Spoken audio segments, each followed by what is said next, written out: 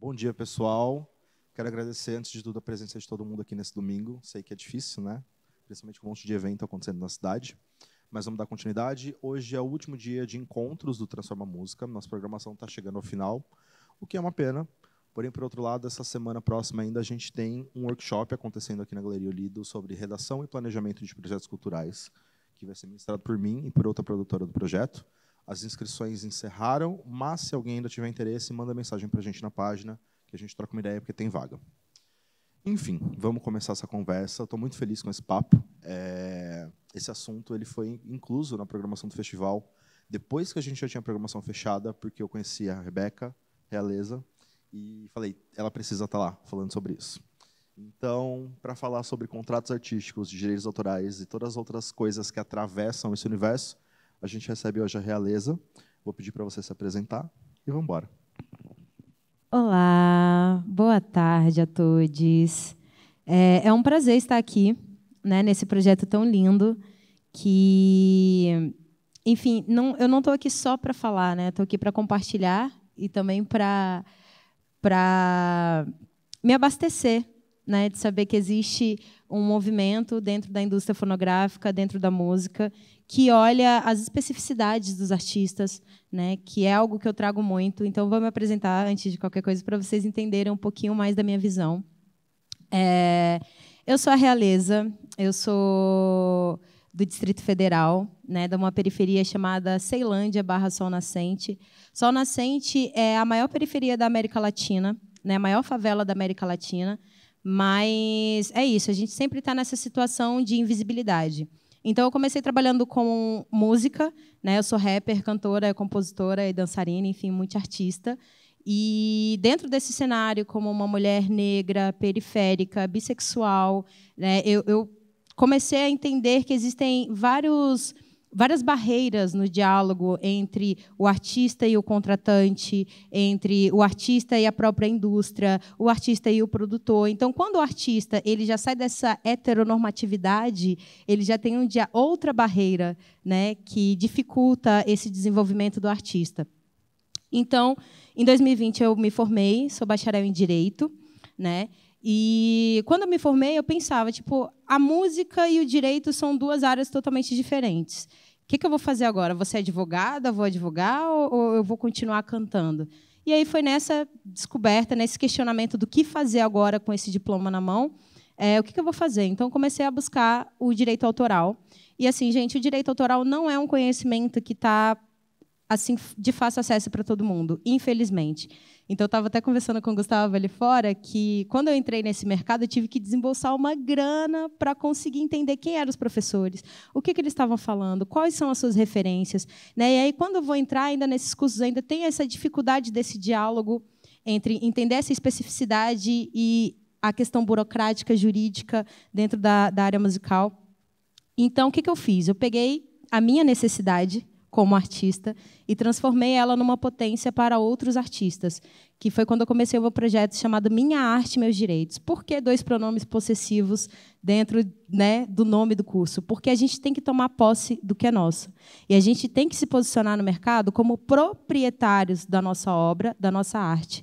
Né? Eu acho que esse é um ponto primordial, porque quando você entra na indústria, a primeira coisa que a indústria quer te colocar é falar assim, você é só artista. Você depende da gente. Quando, na verdade, é a indústria que depende do artista. Porque, sem o artista, a gente não tem a matéria-prima para poder conseguir girar toda essa engrenagem que a gente chama de indústria fonográfica. Mas, quando a gente chega na indústria fonográfica, nós somos ali o que fica no cantinho, né? O que tem que abaixar a cabeça, o que tem que...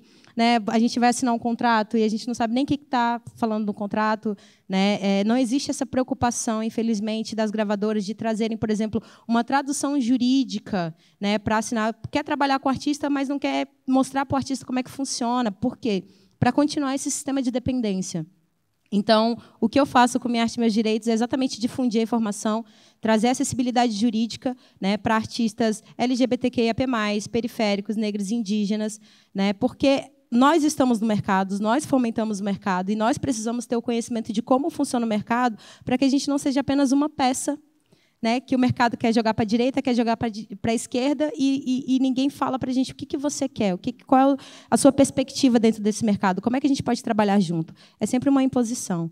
Então, e esse sentido de imposição ele começa a partir do contrato. Então, o que a gente está aqui hoje para falar é exatamente para vocês trazerem uma visão, né, sobre até mesmo como interpretar um contrato, para que vocês não caiam nessa armadilha e também para que vocês tenham até mesmo argumentos para poder negociar quando vocês forem sentar com um grande produtor, com uma grande gravadora, enfim, vocês entenderem como é que funciona essa parte mais burocrática. Espero que vocês gostem dessa apresentação. E muito obrigada, viu, Gustavo, por ter olhado, acreditado. E é uma honra, sempre que precisar, eu estou aqui. Então, gente, a gente vai começar falando sobre propriedade intelectual, né? Esse meu curso Minha Arte e Meus Direitos, a minha primeira aula, eu falo sobre interseccionalidade na indústria musical. Então, eu venho abordando como é que a indústria musical olha para artistas LGBTQIA+, negros, periféricos, indígenas e tudo mais. Só que eu não vou me estender a esse papo, porque o Gustavo já foi assertivo, né, nesse sentido de trazer vários profissionais dentro dessa interseccionalidade da indústria para dialogar com vocês.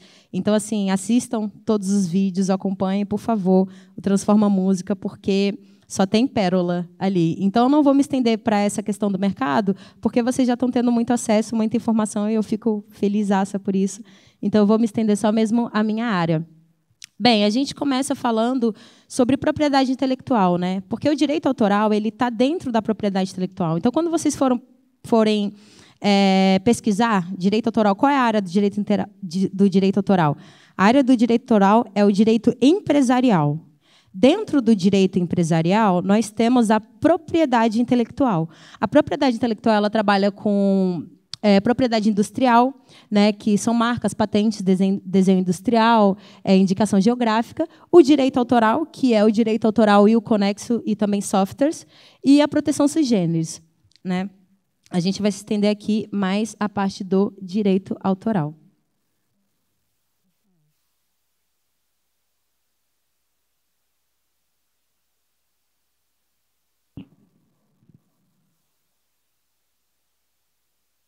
Então, tá, o direito autoral ele é regido pela Lei 9.610, tá? Gente, essa lei vocês precisam ter de cabeceira na cama de vocês. A Lei 9.610, anotem, dê uma olhadinha, não é uma lei muito grande, mas, assim, quando a gente fala de uma indústria, né, e a gente começa no sentido de como é que começa o conceito de indústria? A partir da Revolução Industrial. Então, nós temos ali as indústrias e temos ali os operários, né, os proletariados. E quando a gente começa numa revolução industrial, a gente tem várias questões ali, que é o quê? A falta de proteção com o trabalhador. Né? Então, existiram várias revoltas e revoluções para que hoje a gente pudesse ter aqui no Brasil, por exemplo, uma CLT, que é a nossa proteção com esse mercado, para a gente ter ali uma comparação justa, né? Então, assim, como o mercado ele já detém o capital, o dinheiro e tudo mais, e nós somos apenas a mão de obra, temos uma CLT ali para garantir a nossa proteção, né, e os nossos direitos. Então, quando a gente fala de indústria fonográfica, a gente está falando do mesmo conceito, infelizmente, que ainda se baseia na exploração. E a exploração de quem? Dos artistas. Né? Então, nós somos a mão de obra, os proletariados dessa grande indústria. E aí, a partir disso, depois de muita luta, muita conversa, muito debate, chegamos até a Lei 9.610, que eu quero que vocês levem com vocês como se fossem a CLT. Como se vocês estivessem trabalhando com a carteira fechada e vocês têm que olhar a CLT. Então, é essa lei aqui. Lei 9.610. Leiam, por favor, todos os artigos, imprimam, colocam num cantinho. Antes de assinar o contrato, deixa eu olhar ali quais são os artigos que falam sobre contrato, né, para entender o que a lei me protege, o que às vezes, o contratante pode estar querendo atropelar. Né? Então, essa lei fica de cabeceira para vocês. A Lei dos Direitos Autorais ela fala o seguinte, ela protege as criações de espírito, né, expressadas por qualquer meio ou fixadas em qualquer suporte, tangível ou intangível, conhecida ou que se invente no futuro. O que é isso? O direito autoral está falando que ele está protegendo as nossas criações de espírito, ou seja, a nossa criatividade. Quando a gente coloca a nossa criatividade no mercado, a partir do momento que a gente coloca, que essa criatividade sai da nossa cabeça e a gente coloca ele através de qualquer meio, seja você sentada no bar e pega um guardanapo e escreve um poema, ou então faz um desenho, ou seja uma melodia que você começa a cantar numa roda com seus amigos, a partir do momento que você expressa essa criação do espírito, ela começa a ser protegida pelos direitos autorais. Então, as pessoas me perguntam assim, Rebeca, para ter a proteção dos direitos autorais, eu preciso fazer o registro da música? Olha, o registro da música é muito importante, mas não necessariamente você precisa ter o registro para ter a proteção. A partir do momento que você consegue provar que essa criação de espírito é sua, como é que eu vou provar isso? Rascunhos. Né? Às vezes você está num estúdio com um gravador, você manda uma guia, e aí depois, sabe, esse processo já é uma forma de vocês comprovarem que essa criação é de vocês. O certo, sim, é registrar, mas mesmo sem o registro, a proteção os direitos autorais está fazendo essa proteção da criação de espírito de vocês, tá? Tangível ou intangível é isso. É aquilo que pode ser tanto um CD, né, uma música que está num CD, tangível, quanto um play no Spotify, né, quanto um vídeo que você colocou despretensiosamente na sua rede no Instagram. Tem proteção, por quê? Porque é a sua criação de espírito. Aqui eu trago aqui tem um artigo que é o 45 da lei, que ele fala sobre quais são as obras que são protegidas, tá? E logo em seguida tem as obras que não são protegidas. Eu peço mais uma vez para vocês olharem a lei, conferirem a lei, para vocês entenderem o que é protegido e o que não é protegido. Porque, por exemplo, uma vez já vieram me perguntar, Rebeca, eu tive uma ideia, eu estava numa roda conversando com os amigos, eu tive uma ideia e alguém foi lá e executou a minha ideia. E aí, o que eu faço? Você não faz nada, porque os direitos autorais não protegem as ideias. Né? No inciso 1º, o que não é protegido? As ideias, procedimentos normativos, sistemas, métodos, enfim. Então, uma dica que eu falo para vocês, não coloquem as ideias em roda, assim, porque não tem proteção. Agora, a partir do momento que você escreve no projeto, coloca ali, tudo demandado a alguém, executou, já é outra questão. Tá bom? Mas você sentado no barzinho, começar a conversar sobre, eu quero fazer um Transforma Música aqui em São Paulo, e alguém vai lá e executa. Gente, isso não é protegido pelos direitos autorais. Então, é muito importante que vocês deem uma olhada nesses artigos para entender o que é protegido e o que não é.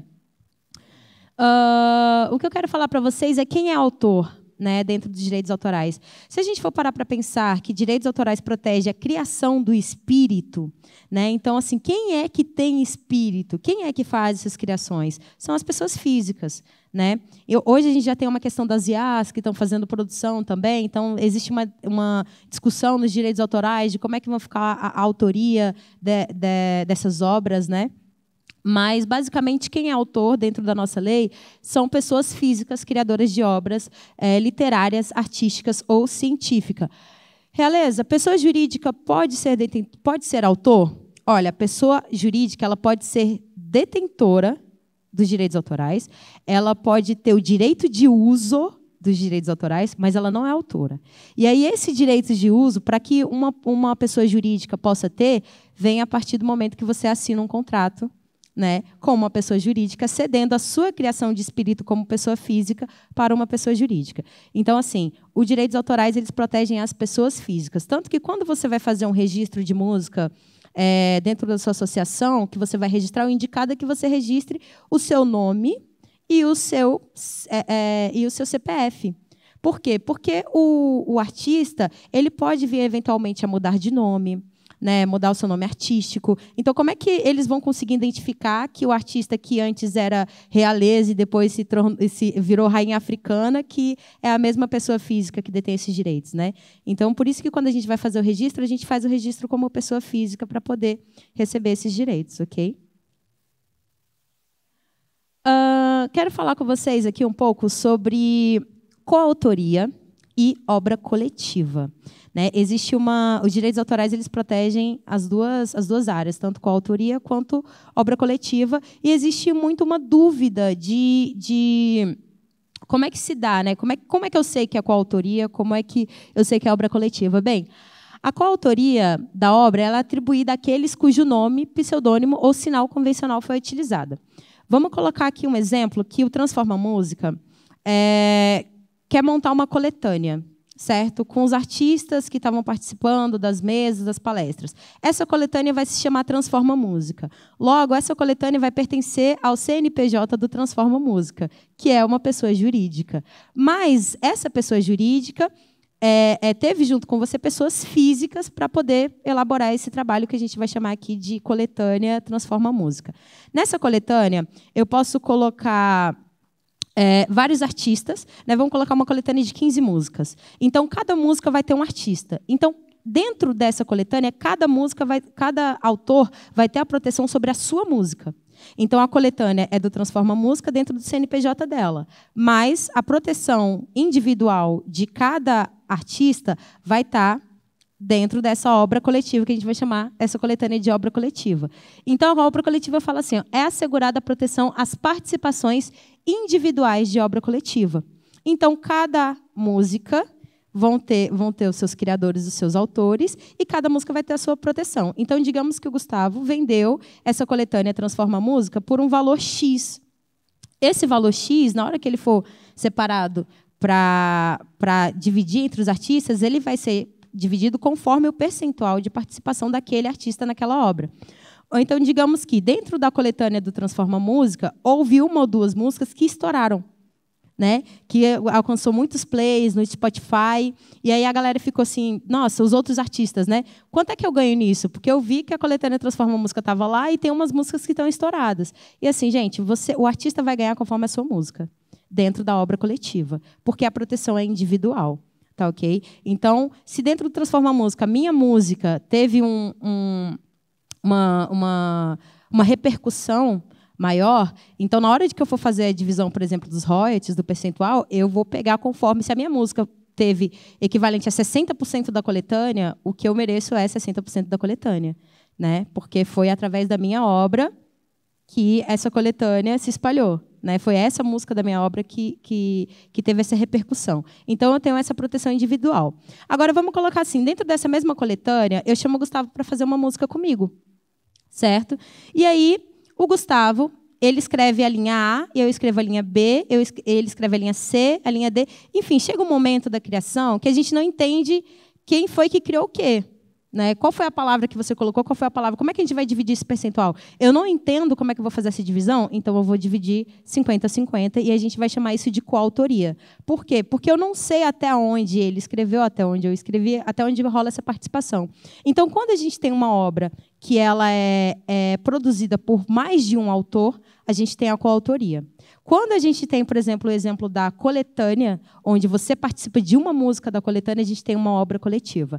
A coautoria ela é sempre dividida em percentuais iguais para todos os coautores. Já na obra coletiva, essa divisão, inclusive dos rendimentos, é feita de forma individual em relação a cada obra. Vocês conseguiram entender isso?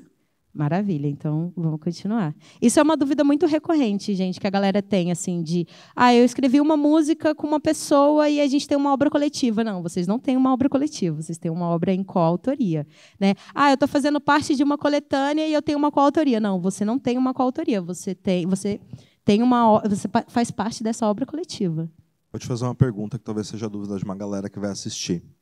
E quando acontecem as sessões de composição, que tem ali 3, 4, 10 artistas reunidos para compor uma música, isso tem acontecido muito para esses mega hits do mainstream. Como que fica essa história? Entra na coautoria. Então, se temos 10 autores, você vai pegar esse percentual e você vai dividir entre os 10 autores. Né? Por mais que cada um fique com 0,00001%, é essa a divisão correta que tem que ser feita. Todo mundo participou, todo mundo recebe.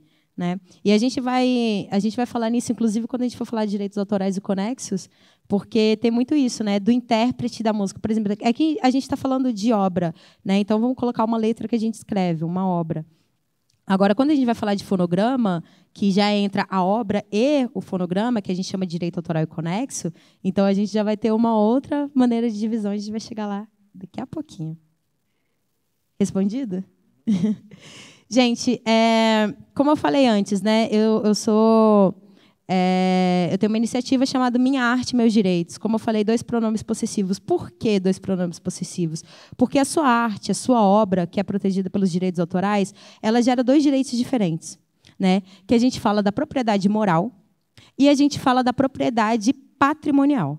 Então, toda obra, toda criação de espírito, ela tem essas 2 proteções. E é algo diferente no direito, porque quando você vai trabalhar no direito civil, ele trabalha mais sobre a questão do direito patrimonial, né? A gente está falando mais de patrimônio. Quando a gente entra numa questão já do direito penal, a gente já está falando mais de uma questão de moral, porque a gente está falando de uma pessoa que cometeu uma infração e que vai receber a sua sanção. Já o direito autoral, ele tem essas 2 vertentes, porque a gente está falando de uma criação de espírito. E a gente está falando de uma criação de espírito, quando a gente fala de criação de espírito, a gente fala de direito personalíssimo, né? E aí a gente entra no direito civil, que a gente vai trabalhar o direito do nome, né? O direito ao seu documento, enfim, são direitos relativos a cada indivíduo, né? E como a gente fala de proteção de criação de espírito, a gente tem ali o direito moral envolvido. E o que é a propriedade moral, né? A propriedade moral é o seguinte: você é a criação de uma obra. Você é o criador, o autor de uma obra. Não necessariamente você é o que vai ser o intérprete daquela obra. Isso a gente tem, por exemplo, com os compositores dentro da indústria. Então, assim, eu escrevi uma música que a Ludmilla vai cantar. Todo mundo vai conhecer essa música por conta da Ludmilla. Mas, assim, quem escreveu essa música? Fui eu. Então, aquele famoso crédito de quando você tira uma foto, que as fotos transformam a música, que chegava, você vai colocar crédito da foto, transforma a música, ou até mesmo, se você conhecer o fotógrafo, você vai colocar aquele crédito. Isso é o direito moral, porque você está dando reconhecimento da obra para aquela pessoa que produziu a obra, seja uma música, seja uma composição, seja uma foto, né? Então, por isso que a gente fala dos créditos. Quando vocês, por exemplo, artistas, vão enviar um material para a publicidade, e aí a publicidade sempre pergunta, coloca o crédito da foto. Por quê? Porque se eles não colocarem o crédito da foto, eles estão infringindo os direitos autorais, né? Então, o direito moral é exatamente esse direito que você tem sobre a criação da obra que você criou. E esse direito, ele é inalienável e irrenunciável. Como assim? Eu escrevi uma música. A Ludmilla gostou muito dessa música. E aí a Ludmilla falou assim, olha, Realeza, eu gostei muito da sua música, eu quero produzir ela, eu quero gravar, mas eu não quero só o direito patrimonial dessa música. Eu gostaria de falar que essa música é minha. Não pode. Por quê? Porque o direito moral, ele é inalienável, ou seja, eu não vou poder transferir, eu não vou poder vender, eu não vou poder criar uma coisa e falar assim, não, essa autoria é de outra pessoa. Porque é o seu direito, é a sua obra, a sua criação de espírito. Então, independente do tempo que passar ou das pessoas que vão interpretar essa obra, esse direito ele tem que continuar com você. E temos a propriedade patrimonial. O que é a propriedade patrimonial? É exatamente os rendimentos que vão vir a partir dessa obra. Então, quando você cria uma música, você lança uma música, ela vai começar a gerar royalties, ela vai começar a gerar direito de execução pública, ela vai começar a gerar direito de distribuição, enfim, ela vai começar a ter vários pontos de rendimentos, né? Então, esses rendimentos que a gente chama de direito patrimonial. Como é que funciona? Lembra quando a gente falou sobre direito, sobre pessoa física ser autor e pessoa jurídica? Então, uma pessoa jurídica ela vira autor a partir do momento que eu cedo o meu direito patrimonial. Então, como é que funciona isso? Funciona a partir de autorização prévia. Então, se alguém quer ter o patrimônio, né, sobre a propriedade patrimonial sobre a minha obra, ela tem que primeiro conversar comigo antes, a gente tem que chegar a um acordo, e, a partir disso, eu vou fazer uma autorização para que, a partir desse momento, a empresa ou a pessoa, enfim, comece a ter os direitos, né, sobre a propriedade patrimonial dessa obra. Então, é sempre autorização prévia. Ah, eu gostei muito de uma música de um artista e eu quero colocar no meu álbum e eu já fiz a gravação e o lançamento está para mês que vem. Gente, se você não tem autorização prévia, não façam isso, pelo amor de Deus. Pelo amor, porque o que tem de artista que quer fazer uma releitura de uma obra e não pede autorização, e aí depois acontece o quê? O autor ou a família do autor vai lá e fala, não gostei dessa música, eu não quero essa música, eu não quero ser vinculado com essa música. Todo o processo que você teve com marketing, com criação, com estúdio, vai por água abaixo. Por quê? Porque isso é uma propriedade. Essa obra pertence a alguém. Se você quer fazer uma releitura, regravar uma música, peça autorização, porque isso pertence a alguém. né? Então, essa cessão dos direitos patrimoniais funciona a partir de autorização prévia. Então, eu posso fazer uma transferência desse direito, como eu falei, por exemplo, da música com a Ludmilla. Eu escrevi a música, a Ludmilla quer gravar, a Ludmilla me paga um valor, porque assim, a cessão dos direitos patrimoniais presume-se onerosa, tá? É muito bom colocar isso para você. Dentro da lei, ela fala isso, presume-se onerosa. Ou seja, quando você está cedendo, que ceder é a mesma coisa de você vender para um terceiro a sua obra, presume-se que aquela pessoa está pagando. Então, a Ludmilla vai me pagar um valor específico e eu vou dar para ela o direito patrimonial para ela exercer a obra. O crédito da música sempre vai ser meu, mas os rendimentos que vão vir daquela obra vão acontecer conforme o nosso acordo, a nossa autorização prévia. E aí eu posso fazer a transferência total dos direitos ou eu posso fazer a licença de uso, que é o que a gente vai debater em relação aos contratos. É muito importante vocês terem essa noção, como eu falei, 2 pronomes possessivos no meu curso. Minha arte, meus direitos. Porque uma obra só ela gera direito patrimonial, a propriedade moral e a propriedade patrimonial. Então, vamos colocar um exemplo clássico que uma vez eu ouvi e ele ficou na minha cabeça, assim, do sentido que Leonardo da Vinci, quando ele foi pintar Mona Lisa, ele estava pintando Mona Lisa para alguém. Existia alguém ali que estava querendo pagar pelo serviço dele, certo? Hoje, na época de hoje, a gente não sabe para quem foi que o Leonardo da Vinci vendeu ele licenciou esse direito patrimonial. A gente não sabe, mas a gente sabe que Mona Lisa é do Leonardo da Vinci. Então, essa é a importância de vocês entenderem como é que funciona a questão dos direitos morais e a dos direitos patrimoniais. Porque mesmo você vendendo aquela obra, daqui a 100 anos, 70 anos, se alguém estiver ainda cantando essa música, se alguém ainda estiver fazendo referência a essa obra, precisa entender que você é o autor e não a pessoa para quem você vendeu.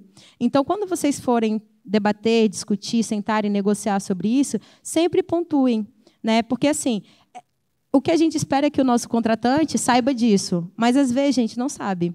Porque, como eu falei para vocês, direito autoral não está acessível. Infelizmente, não está acessível. Então, tem pessoas que trabalham com cultura, mas não têm acesso à lei dos direitos autorais. Então, elas entendem que, olha, eu escrevi um projeto, quero colocar a sua obra, eu vou te pagar por essa obra, e essa obra é minha agora. Entendeu? E não entende essas nuances que acontecem. Olha, a obra pode ser sua porque eu estou fazendo essa licença de uso ou essa transferência de direitos, mas o crédito vai ser sempre meu. Porque depois a gente não sabe para onde aquela obra vai. E você precisa ter o crédito delas. Então, lembrando, toda obra que vocês produzirem tem tanto a propriedade moral, inalienável e irrenunciável, quanto a propriedade patrimonial, que precisa de autorização prévia, né, tanto para transferência de direitos quanto para licença de uso. Dentro da Lei 9.610, do artigo 24 ao 27, ele fala sobre direito moral, e do artigo 28 ao 45, ele fala sobre a propriedade patrimonial. Tá bom? Mais uma vez, peguem ali essa lei de cabeceira de vocês. Aqui a gente vai falar sobre essa divisão que existe dentro dos direitos autorais, que existem muitas pessoas que têm dúvidas, né? Que é em relação ao direito de autor e os conexos. Não é? Como é que funciona essa divisão? Basicamente, o direito de autor ele fala sobre a obra, né? E aí, essa obra ela vai ter os autores e compositores, né? Essa obra ela precisa ser registrada junto com uma associação, né? Ou então na Biblioteca Nacional, ou também, né, como também na Biblioteca Nacional do Rio de Janeiro. E o direito de autor ele é equivalente a 2/3 dos direitos autorais. Né? Como é que funciona isso? Vamos pegar um pedaço de pizza e dividir em 3 pedaços. 2 pedaços é o direito de autor, ou seja, 2 pedaços é relativos a composição, melodia e letra. Tá? A obra não tem letra, então a divisão do direito do autor vai ser só sobre composição e melodia. Então tem os 3. Como é que a gente vai fazer essa divisão? Porque vamos imaginar na questão do fonograma. Né? Desse fonograma da criação, eu tenho o produtor musical, que ele entrou ali com a melodia e com a composição. Mas eu tenho também a minha letra, que eu entrei com melodia e composição. Como é que eu vou fazer essa divisão? Eu vou pegar o direito de autor e vou dividir com quem participou da composição, letra e melodia. Esses 2/3. Beleza. Depois que a gente já tem uma obra produzida, a gente vai passar para a parte do fonograma, né? Que quando a gente faz a gravação dessa obra. E aí a gravação dessa obra a gente vai chamar de direitos conexos. Tá? Toda vez que a gente fala de direito conexo, a gente está falando de fonograma. Okay? A obra, por exemplo, o direito do autor, ela protege independente se tem fonograma ou não. É o que a gente chama de direito do autor. A partir do momento que veio o fonograma, a gente vai entrar com os direitos conexos. Os direitos conexos são equivalentes a 1/3 dessa fatia de pizza. Né? E dentro desse 1/3 do fonograma, a gente tem o intérprete, temos os músicos executantes, temos o produtor fonográfico. E aí, como é que funciona essa divisão? Dentro desse 1/3, a gente vai colocar ali um percentual de 100%. Dentro desse 100%, a gente vai separar 41,7% para o intérprete. Lembra que eu te falei da minha obra, que a Ludmilla quis gravar? Então, eu tenho direito de autor sobre aquela obra, porque eu escrevi a letra, eu fiz a melodia, eu fiz a composição, certo? Então, a Ludmilla ela vai receber, por exemplo, pelo direito de autor? Não, ela não vai receber, a menos que eu ceda esse direito para ela. Se eu não ceder esse direito para ela, esse direito, esses 2/3 do rendimento da obra vão para mim, porque eu sou a compositora, ok? Eu sou a autora dessa obra. Mas o fonograma, quem canta no fonograma é a Ludmilla. Então, o que a Ludmilla vai ganhar? Dentro desse 1/3 dividido em 100%, ela vai ganhar 41,7% como intérprete. E aí a gente tem mais 41,7% para o produtor fonográfico. Quem é o produtor fonográfico? O produtor fonográfico é aquele que arca com os custos da gravação. Então, por exemplo, vamos colocar aqui o exemplo da coletânea do Transforma Música, certo? Nenhum artista que está dentro dessa coletânea está investindo para essa coletânea acontecer. Porque o Transforma Música já tem um projeto, já destinou toda a verba para que isso acontecesse. Né? Então, qual é dessa porcentagem? Se o autor já fez a letra, se o intérprete vai ganhar a porcentagem dele, o que o Transforma Música vai ganhar? Ele vai ganhar como produtor fonográfico. Por quê? Porque foram eles que que arcaram com os custos dessa produção, dessa gravação. Então, o percentual deles é 41,7% dentro desse 1/3 que é desse rendimento, né, dos direitos autorais e conexos. E a gente também tem os músicos executantes, que ficam com 16,6%, totalizando ali os 100%. Aí a pergunta é, Realeza, eu tenho mais de um intérprete, como é que vai ser essa divisão? Esses 41,7% do intérprete vão ser divididos para todos os intérpretes. Temos 10 intérpretes na música, todo mundo vai ganhar quase nada, mas essa vai ser a divisão. Você vai pegar o 41,7% e vai dividir para 10 pessoas, ok? O produtor fonográfico tem mais de um produtor fonográfico. Então, eu vou dividir 41,7% para todos os produtores fonográficos. Às vezes, tem um caso, por exemplo, de eu ser uma artista e aí eu faço essa produção fonográfica, só que aí eu vou assinar como editora. E a editora quer um percentual. Da onde que essa editora vai tirar esse percentual? Do produtor fonográfico. Tá ok? Então, é interessante vocês entenderem que o direito autoral ele tem várias formas de rendimento que funcionam de maneiras diferentes. Então, quando vocês forem fazer uma negociação, por exemplo, olha, direito autoral vai ficar 50-50 para todo mundo. Aí você vai perguntar, tá, mas 50-50 o quê? Do direito de autor, 50-50 do direito conexo? Porque são divisões diferentes. Acontecem de maneiras diferentes. Então, isso é muito interessante para a gente colocar nos contratos. Olha, eu sou uma autora que eu vou ganhar, dentro do direito desses 2/3 do direito do autor, eu vou ganhar 50% dentro dos 2/3 do direito do autor. Quando eu vou chegar no conexo, eu vou fazer a divisão. Eu estou interpretando a música? Estou interpretando. Então, esses 41,7% é meu por direito. Eu não cedo isso, porque esse valor já é destinado e separado por lei para o intérprete. Então, eu não vou colocar o produtor fonográfico na minha porcentagem de intérprete. Eu não vou colocar o produtor musical na minha porcentagem de intérprete. Essa é a porcentagem apenas de quem canta. Né? A mesma coisa sobre os músicos executantes. É só 16,6%. Beleza. Se você tiver uma orquestra numa música, você vai dividir 16,6% para essa orquestra. Entendeu? Então, isso influencia muito na hora que vem os rendimentos. Por que fulano vai receber 50 mil enquanto outro fulano vai receber 500 reais? Né? Porque da onde que ele está tirando esse rendimento? Qual é o percentual que ele está recebendo? É muito importante a gente saber essas divisões. Tá? Os direitos conexos, eles são protegidos a partir do momento que você gera um código chamado ISRC. Quando você vai fazer o registro da sua música na sua associação, eles já geram um código para você. Esse código é como se fosse o CPF da sua obra. A partir desse código, que a gente vai conseguir reconhecer de onde que está vindo o dinheiro. Né? Por exemplo, você faz uma execução pública num show, e aí o ECAD está ali tá cobrando ali, né, por aquela execução pública. Então, assim, da onde que eu vou... como é que o ECAD vai direcionar, né, esse rendimento para você? A partir do código, né, com a sua associação. Então, ele vai te encontrar a partir do seu CPF, como a gente falou, a gente vai fazer esse registro de pessoa física, ele vai encontrar o CPF, e aí a obra, essa obra específica que ele está pagando, ele vai seguir o código ISRC. Eu quero dar pedir para vocês se atentarem a uma coisa. Hoje, a gente tem uma facilidade muito grande, por exemplo, em distribuição de música. E temos plataformas que criam o código ISRC.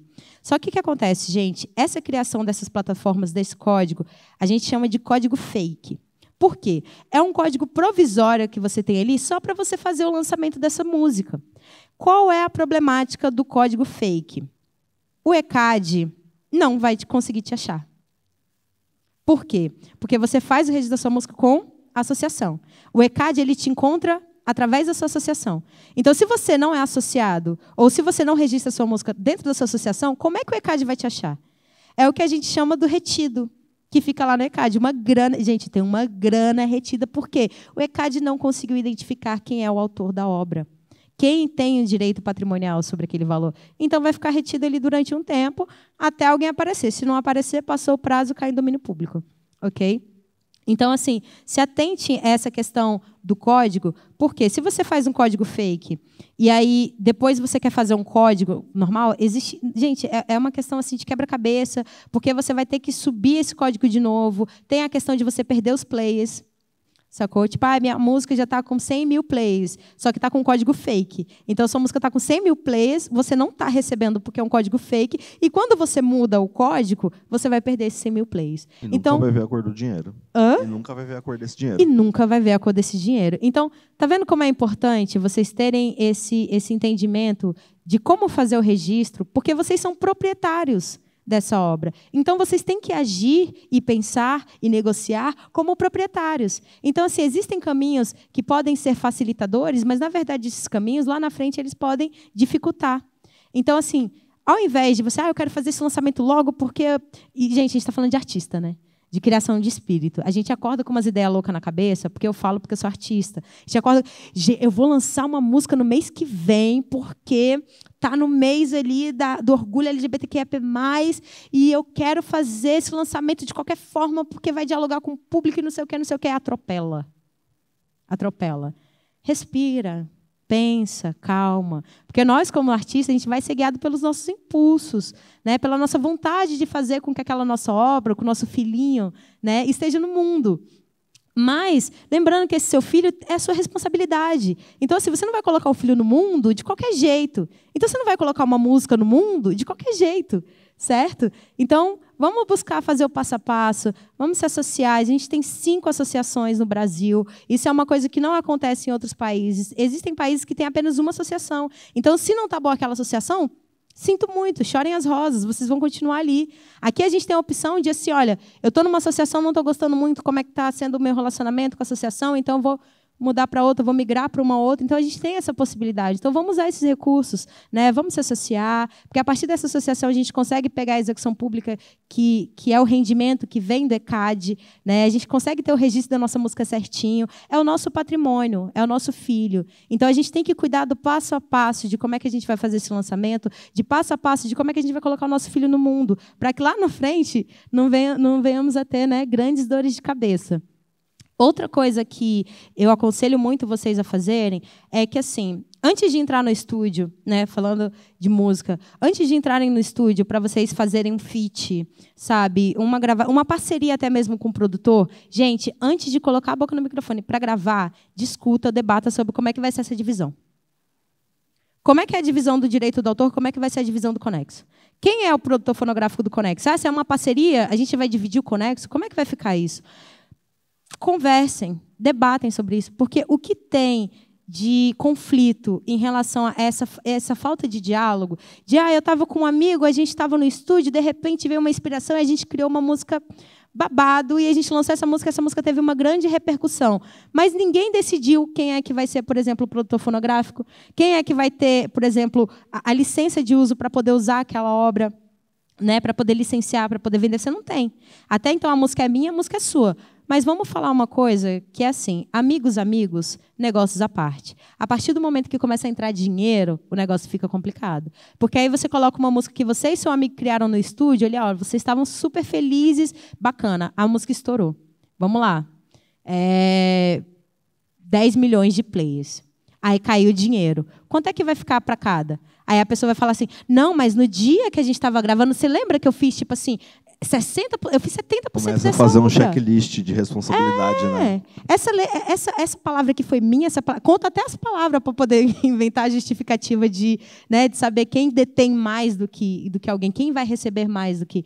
Então, quando você já faz essa conversa previamente, vocês estão ali se precavendo, né, desse atrito. Porque, gente, grandes amizades são perdidas por conta disso, nós sabemos. É isso, amigos, negócios à parte. Então, por favor, antes de entrar no estúdio, antes de lançarem a música, conversem. Como é que vai ficar essa divisão de percentual? E outra coisa, não é só conversar do boca a boca. Façam um registro, contrato ou e-mail. Eu tenho uma conversa no WhatsApp. Gente, se você for bater cabeça no jurídico, o WhatsApp ela não é uma prova muito concreta. Porque a gente consegue modificar o WhatsApp, a gente consegue voltar ali, mudar a data do telefone, voltar e apagar a mensagem. Então, como é que você vai ficar se assegurando numa plataforma que ela não te traz segurança? Então, assim, combinou, já joga no e-mail, no estúdio mesmo. Fala assim, olha, ficou do direito autoral a gente vai dividir 50-50%, do direito de autor é 50-50%, do fonograma eu vou ficar com os 41,7%, aí eu vou colocar 16,6% para o produtor musical, e aí o produtor fonográfico, a gente vai dividir nós dois porque estamos em parceria. Vamos colocar assim. Coloca isso bem divididinho, para não dar dor de cabeça lá na frente. Tá? E entendam essas divisões. Direito de autor é uma coisa, direito conexo é outra. Tá bom? Beleza. Sim. Eu acho que vale também reforçar a importância que sempre o autor deve ser a pessoa que cuida desses registros, né? A não ser que você tenha uma equipe muito confiável e também tem um contrato com essa equipe que vai fazer as coisas no seu nome, não terceiriza isso. Não. Principalmente se você está contratando um estúdio, o estúdio vai registrar. Não. Né? Porque muita gente perde. Olha, eu falo por experiência própria. Né?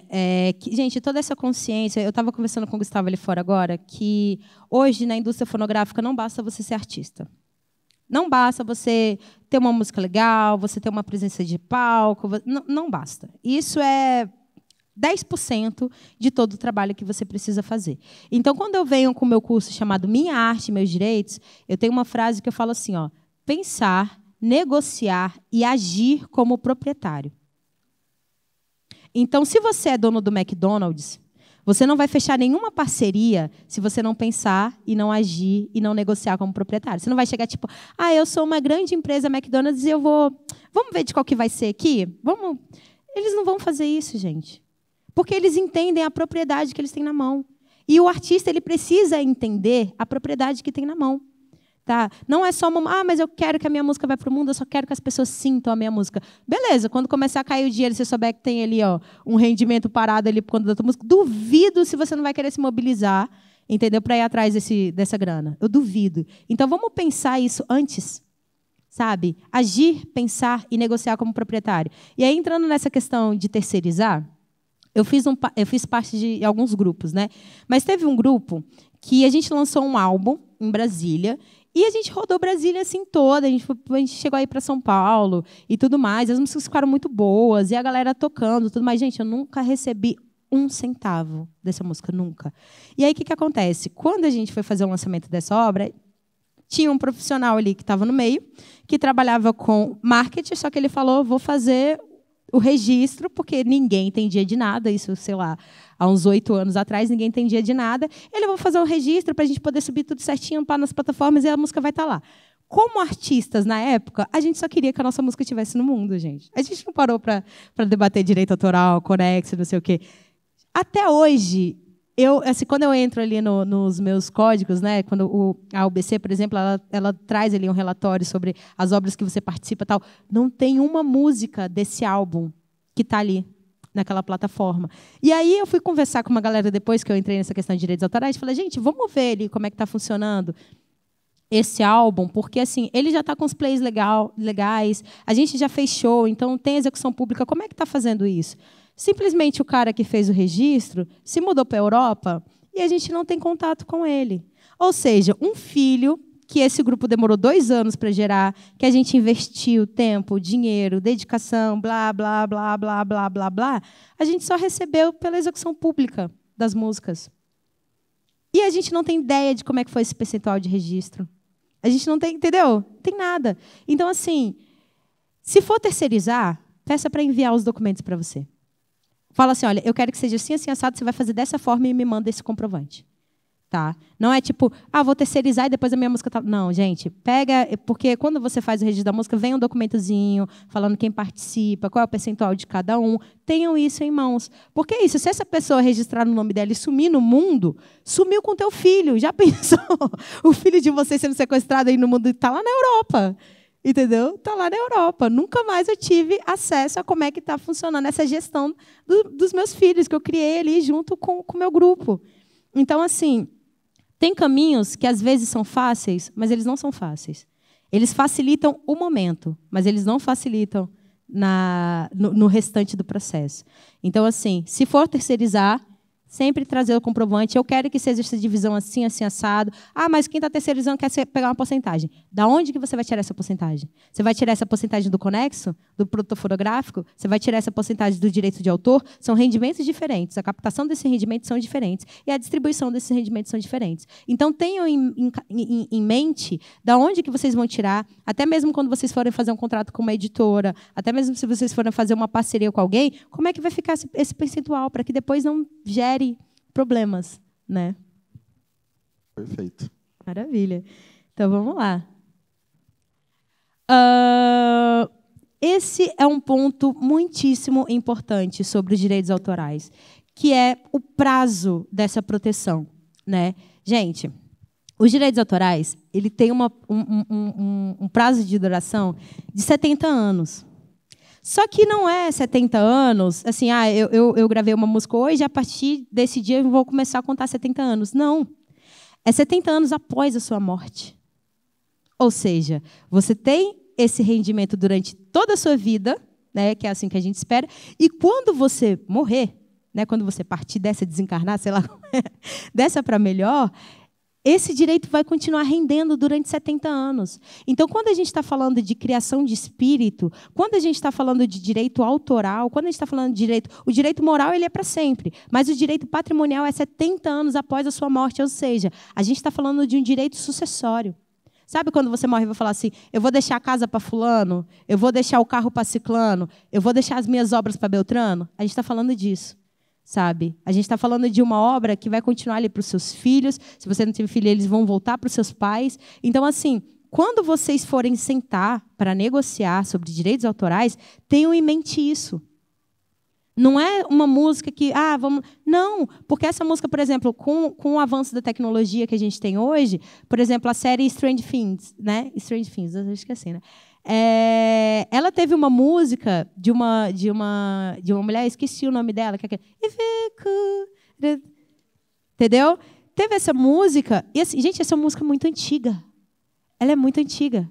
E aí, com a série, essa música teve um boom de plays, entendeu? Quem é que está recebendo isso? Então, não é só sobre pensar sobre o momento, eu quero fazer uma música porque o momento atual está falando para a gente falar do movimento LGBTQIA+, do orgulho. Não, porque eu quero fazer essa música porque mês que vem é o mês da mulher negra, latino-americana e caribenha. Eu quero falar... Não estamos falando de meses, não estamos falando de anos. A gente está falando de uma vida, e não só a sua vida, a gente está falando da vida dos seus herdeiros. Né? Porque, assim, Tom Jobim já foi, mas tem alguém recebendo. Né? Elza Soares já foi, mas tem alguém recebendo. E vai receber durante 70 anos. Então, assim, a gente está falando de uma coisa muito séria. É uma coisa que é essa proteção que vocês têm, não só para vocês, para a descendência de vocês, ou até mesmo para a ascendência de vocês. Né? E aí, como é que começa a contação desse prazo? No artigo 41, ele fala bem assim, ó, os direitos patrimoniais do autor perduram por 70 anos, contados do 1º de janeiro do ano subsequente ao seu falecimento, obedecida a ordem sucessória da lei civil. Então, o que acontece? Vamos dizer que Deus me livre e guarde, né, realeza parte dessa para melhor aqui mês que vem. Entendeu? Como é que vai contar essa duração dos direitos patrimoniais? Vão contar a partir do 1º de janeiro de 2024. Então, a partir de 1º de janeiro de 2024, conta-se 70 anos para essa duração desses direitos patrimoniais. Passou disso, cai em domínio público. Todo rendimento vai para o domínio público. No artigo 43... Oi, você levantou a mão? Não. No artigo 43, fala assim, ó, será de 70 anos o prazo de proteção aos direitos patrimoniais sobre as obras anônimas ou pseudônimas, contadas de 1º de janeiro do ano imediatamente posterior ao da sua publicação. Lembra que a gente falou que, por exemplo, tem uma grana retida lá no ECAD, que ninguém sabe de quem é esse dinheiro? É isso, a pessoa registrou o nome da música de Zé da Esquina, São Paulo. Ele colocou assim o nome. Aí fez o registro, que é a música Zé da Esquina, São Paulo. Só que depois de um tempo, o artista percebeu que ter o nome chamado Zé da Esquina de São Paulo não é muito legal. Então, ele vai falar assim, Zé da Esquina. Mudou. Ou então, o Zé de São Paulo. Enfim, ele vai mudar alguma coisa ali, né? Nessa obra pseudônima ou anônima. Ele vai mudar. Só que, como a gente falou, quando vai fazer os rendimentos dessa obra, o ECAD, ou seja lá quem esteja fazendo esse pagamento, ele não consegue identificar o artista. Então, o que acontece? A partir do ano, se eu lancei essa obra, né, o Zé da Esquina de São Paulo lançou essa obra em 2023, e ninguém sabe de quem é essa música. Então, a partir de 1º de janeiro de 2024, esses 70 anos começam a correr. Tá? Se aparecer o autor, aí vai parar esse prazo, ele vai continuar recebendo, e a partir da morte dele vai 1º de janeiro do ano subsequente. Mas quando a gente não sabe quem é o autor da obra, quando é uma obra anônima ou pseudônima, começa a contar a partir do 1º de janeiro do ano, imediatamente do ano posterior ao lançamento. Então, lancei em 2023 e vou começar a fazer essa contagem de prazo em 2024.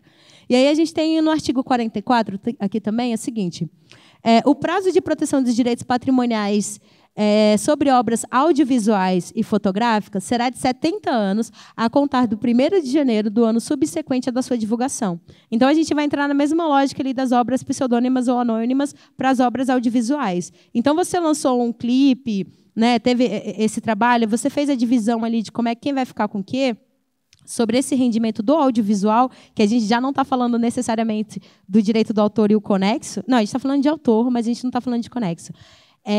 Existe uma divisão diferente. A partir disso, eu vou começar a contar, se eu lancei o meu audiovisual em 2023, ele começa a contar 70 anos a partir de 2024. Tá? Essa questão da proteção, que começa a partir da morte do autor, dos 70 anos, a partir da morte do autor, isso são para músicas, tá, gente? Obras musicais. Audiovisual, ele começa a contar a partir do ano subsequente, tá, ao lançamento. Então, é isso. 70 anos de graninha caindo ali, ó, na sua conta. E só quem é artista sabe o quanto que o direito autoral salva, gente. No momento que, poxa, pandemia mesmo. Nossa, a pandemia, o ECAD, ele teve um trabalho assim, eles se empenharam para tirar esses retidos, porque era o momento que os artistas precisavam. Então, assim, muitos artistas foram salvos na pandemia, né, por conta dos direitos autorais. Então, assim, é muito sério, gente. É pensar, agir e negociar realmente como proprietário. Não é só sobre, eu quero a minha música no mundo. Se uma pessoa já sentir... Porque eu falo isso direto. Se uma pessoa já sentir a minha arte, eu já estou feliz. Mas se cair 100 mil na minha conta, eu vou ficar muito mais feliz. Entendeu? Então, vamos pensar, agir, negociar como proprietário, para a gente evitar dores de cabeça. E é isso. Quando vocês estão negociando dentro do estúdio, essas divisões, vocês não estão falando apenas do dinheiro que vai cair na conta de vocês. Vocês estão falando do dinheiro que vai cair na conta de quando vocês partirem dos seus filhos, dos seus irmãos, enfim, vai obedecer à ordem sucessória do direito civil. Mas a gente não está falando só sobre você. A gente está falando sobre a sua herança. Então, quando a gente fala de música, quando a gente fala de criação de espírito, quando a gente fala de obra, a gente está falando de um direito que ele está ali não só para mim. Não é só sobre mim. Eu não estou fazendo isso só porque eu quero viver da minha arte. Porque é isso. Pode acontecer de você partir, mas a sua música estourar em uma série, em alguma coisa, e isso vai salvar muito a sua família. Né? Então, vamos pensar assim, porque gente, é um babado. Esse é um cuidado, é um planejamento de futuro, né? Que precisa ter, e precisa ter isso dentro do seu plano de carreira mesmo. Tomar esses cuidados, cuidar disso tudo, para, como se disse, não ter problema depois, porque o problema é grande, né? O problema é grande. Aí, vamos parar para pensar numa situação, né? Infelizmente, acontece que você falece, né? E aí tem uma obra sua que não foi nem discutida quanto é que vai ficar o percentual de cada um, né? E aí vocês vão para a justiça. Você acha mesmo que os seus pais ou seus filhos vão saber o que estava passando na sua cabeça quando você entrou no estúdio para negociar sobre essa obra? Então, assim, você vai deixar um pepino na mão de gente que... Então, vamos facilitar isso, autorização prévia, vamos conversar antes, né? Vamos facilitar esse processo, porque a gente não sabe o que vai acontecer amanhã. Então, a gente tem que se resguardar em todos os momentos. Mesmo que amanhã esse direito autoral venha para mim, eu tenho que saber quanto é que está vindo. Tenho que saber de onde que está vindo esse rendimento. Né? Até mesmo, não está vindo, onde é que eu vou procurar? Eu vou lá no ECAD, ECAD, tem uma música aqui que está batendo não sei quantos e eu não recebi nada. Vamos ver o que está acontecendo? Como é que foi feito esse registro? Vamos, né? Então, para simplificar as coisas, a gente pode fazer tudo isso antes do lançamento, antes da música atingir players, antes da gente fazer um licenciamento da música para um filme. A gente pode fazer tudo isso antes. Porque na hora que cair, todo mundo sabe o que é de quem, cada um sabe qual é o seu pedaço do bolo, né, dessa fatia. Entenderam? Babado, né? É babado, gente. Não é brincadeira, não.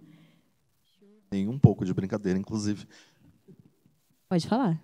Nem um pouco de brincadeira, inclusive. Nem um pouco, mesmo. Depois, vocês dêem uma olhada ali no artigo 46 também, que fala sobre a questão das limitações dos direitos autorais. Tá? Como eu falei, gente, a Lei 9.610 é a lei de cabeceira do artista. Tá? Não só do artista, mas do produtor também. Enfim, quando você for negociar com uma gravadora, uma editora, tudo isso é com base nessa lei. Tá? Os percentuais, tem percentuais que já estão definidos, tem outros que não estão. Mas, assim, se não está de acordo com a lei, já é um problema. Porque essa lei está aqui para proteger vocês, artistas. E agora eu quero falar um pouquinho para vocês sobre contratos.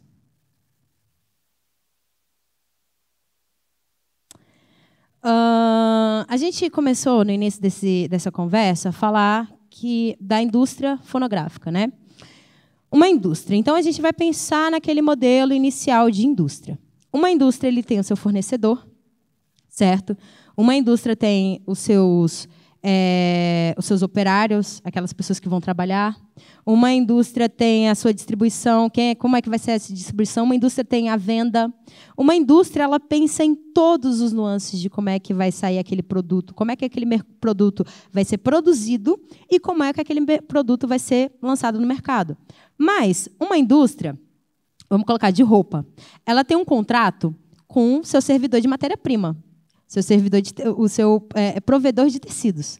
Ele tem um contrato, ele tem um acordo. Né? Da mesma forma como ele vai ter um acordo com a costureira que está fazendo a confecção daquelas peças.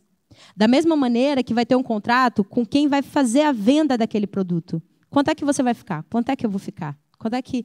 Então, tudo que a gente falou dos direitos autorais aqui conexos, como é que vai funcionar isso dentro das indústrias? A partir do contrato. Né?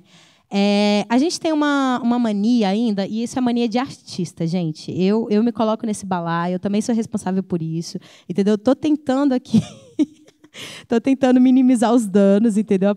Passando informação para vocês. Mas a gente tem muito a mania do boca a boca, do trabalhar com boca a boca. Eu tenho um parceiro, um amigo, e a gente vai fazer um negócio aqui muito legal e não sei o quê, boca a boca. Ninguém nunca, sabe, a gente não parou para debater como é que vai ficar as porcentagens, a gente não parou para debater como é que vai ficar, inclusive, numa obra, por exemplo, em parceria que você está fazendo com um produtor musical, né?